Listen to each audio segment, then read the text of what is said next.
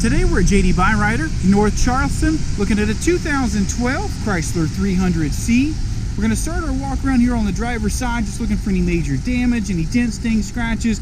Got a little spot there in that rear door. Coming around to the back, no issues here with the rear bumper. Coming up the passenger side, everything over here looks great, no signs of any issues. Inside the 300, you're going to have full power windows and locks, full power driver's seat, several memory settings. You've got a tan perforated leather.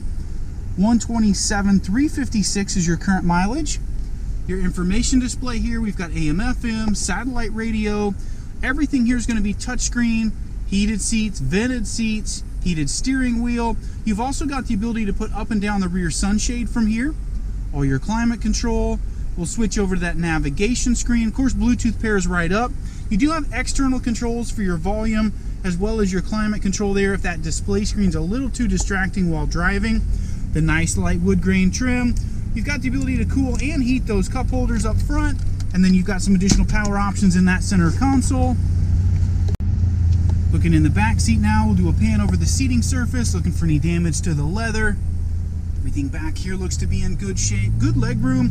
You've got heated rear seats in this model.